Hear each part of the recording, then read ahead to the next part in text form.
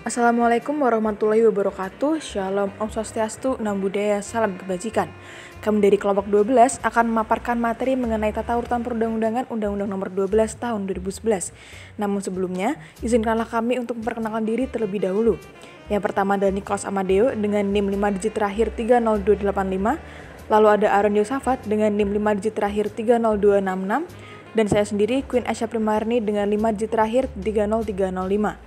Baik, langsung saja menuju ke pembahasan yang pertama.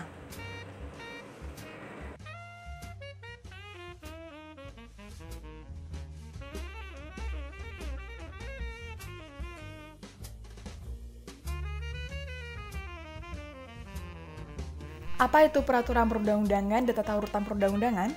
Peraturan perundang-undangan adalah peraturan tertulis yang memuat norma hukum yang mengikat secara umum dan dibentuk atau ditetapkan oleh lembaga negara atau pejabat yang berwenang melalui prosedur yang ditetapkan oleh peraturan perundang-undangan. Tata urutan perundang-undangan tersusun atas jenis dan hierarki, sehingga tata urutan perundang-undangan mendefinisikan kekuatan hukum peraturan perundang-undangan yang ada.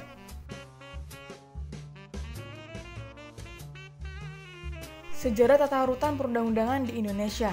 Indonesia telah mengalami beberapa perubahan tata urutan perundang-undangan. Seiring zaman, tata urutan perundang-undangan tercantum dalam suatu undang-undang biasanya menambah atau mengurangi peraturan yang ada dalam hierarki urutannya. Perubahan-perubahan terjadi dalam tata urutan perundang-undangan antara lain adalah yang pertama, TAP MPRS nomor 20/MPRS/1996 tentang Memorandum DPR GR mengenai sumber tertib hukum Republik Indonesia dan tata urutan perundang-undangan Republik Indonesia. Urutannya yaitu yang pertama adalah UUD 45, yang kedua ketetapan MPR, yang ketiga adalah undang-undang, yang keempat peraturan pemerintah, yang kelima keputusan Presiden, dan juga yang keenam peraturan pelaksanaan terdiri dari peraturan menteri dan juga instruksi menteri. Yang kedua adalah TAP MPR nomor 3/MPR/2000 tentang sumber hukum dan tata urutan peraturan perundang-undangan. Berdasarkan ketetapan MPR tersebut, tata urutan peraturan perundang-undangan RI yaitu yang pertama adalah UUD 45, yang kedua TAP MPR, yang ketiga UU, yang keempat peraturan pemerintah pengganti UU, yang kelima adalah PP, yang keenam Kepres, dan yang ketujuh adalah peraturan daerah.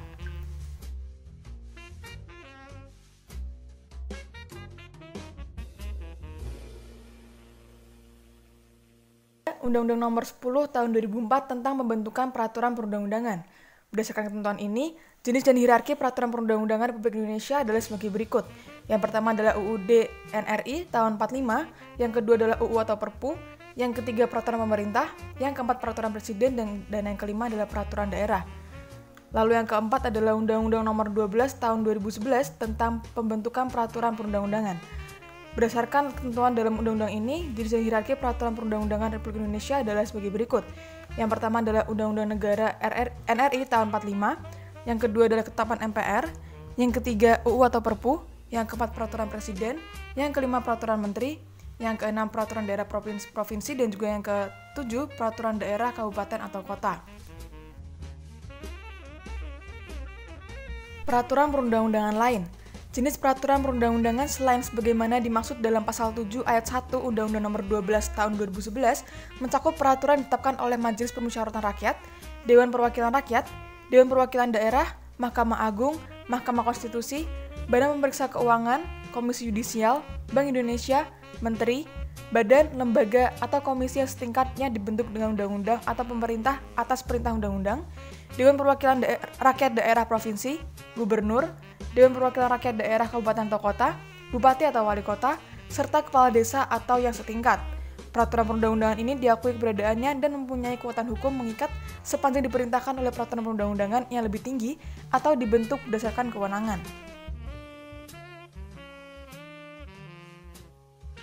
Selanjutnya adalah materi perundang-undangan. Yang pertama adalah Undang-Undang Dasar Negara Republik Indonesia tahun 1945 atau UUD 1945. UUD 1945 adalah hukum dasar dalam peraturan perundang-undangan. UUD 1945 merupakan peraturan tertinggi dalam tata urutan peraturan perundang-undangan. Yang kedua adalah ketetapan Majelis Permusyawaratan Rakyat atau TAP MPR. Ketetapan MPR adalah keputusan MPR yang ditetapkan dalam sidang MPR meliputi ketetapan MPR sementara dan ketetapan MPR yang berlaku. Sebagaimana pada pasal 2 dan pasal 4 ketetapan MPR RI nomor 1 MPR 2003 tentang peninjauan terhadap materi dan status hukum ketetapan MPR sementara dan MPR 1960 sampai 2002 pada 7 Agustus 2003. Berdasarkan sifatnya, putusan MPR terdiri dari dua macam, yaitu ketetapan dan keputusan. Ketetapan MPR adalah putusan MPR yang mengikat baik ke dalam atau keluar majelis. Keputusan adalah putusan MPR yang mengikat ke dalam majelis saja. Yang ketiga adalah UU atau Perpu. UU adalah peraturan perundang-undangan yang dibentuk oleh Dewan Perwakilan Rakyat atau DPR dengan persetujuan dalam Presiden. Perpu adalah peraturan perundang-undangan yang ditetapkan oleh Presiden dalam hal ihwal kepentingan dan memaksa. Mekanisme UU dan Perpu adalah sebagai berikut. A. Perpu diajukan DPR dalam persidangan berikut. B. DPR dapat menerima atau menolak Perpu tanpa melakukan perubahan. C. Bila disetujui DPR, Perpu ditetapkan menjadi UU. Dan D. Ditolak oleh DPR, Perpu harus dicabut dan dinyatakan tidak berlaku. Yang keempat adalah peraturan pemerintah. PP adalah peraturan perundang-undangan. Peraturan perundang-undangan yang ditetapkan oleh Presiden untuk menjalankan UU sebagaimana mestinya. PP berfungsi untuk menjalankan peraturan perundang-undangan yang lebih tinggi atau dalam menyelenggarakan kekuasaan pemerintahan. Yang kelima, peraturan Presiden atau Pepres. Pepres adalah peraturan perundang-undangan yang ditetapkan oleh Presiden untuk menjalankan pemerintahan peraturan perundang-undangan yang lebih tinggi atau menyelenggarakan kekuasaan pemerintahan. Yang keenam, peraturan daerah atau Perda, Perda provinsi ya. Perda provinsi adalah peraturan perundang-undangan yang dibentuk oleh Dewan Perwakilan Rakyat Daerah atau DPRD provinsi dengan persetujuan bersama gubernur. Termasuk dalam peraturan daerah provinsi adalah kanun yang berlaku di Provinsi Aceh dan peraturan daerah khusus atau Perdasus serta peraturan daerah provinsi atau Perdasi yang berlaku di Provinsi Papua dan Provinsi Papua Barat. Yang ketujuh, Perda Kabupaten atau Kota.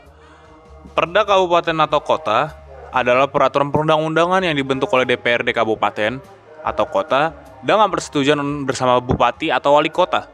Termasuk dalam peraturan daerah kabupaten atau kota adalah kanun yang termasuk di kabupaten atau kota Provinsi Aceh.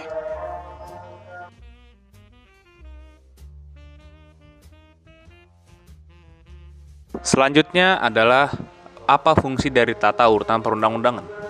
Tata urutan tersebut berfungsi sebagai pedoman untuk pembentukan peraturan di bawahnya, sehingga setiap peraturan yang dibuat tidak boleh bertentangan dengan aturan yang ada di atasnya. Jika aturan bawahnya bertentangan dengan peraturan atas, maka secara otomatis peraturan di bawah guru demi hukum.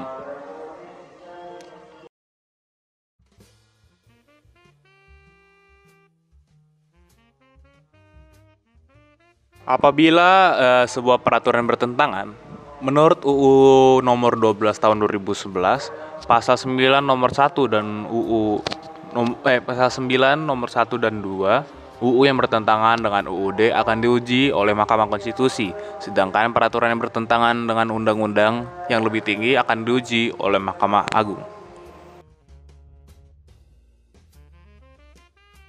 Lalu ada contoh judicial review, pengajuan pembatalan UU nomor 11 tahun 2020. Sebagai contoh pada pengujian undang-undang atau judicial review formil, bisa dilihat dari pengajuan pembatalan UU nomor 11 tahun 2020 yang tentang hak cipta kerja. Diterimanya pengajuan formil oleh MK pada 25 November lalu menjadi hal baru dalam sejarah hukum Indonesia. Artinya ini adalah hal perdana.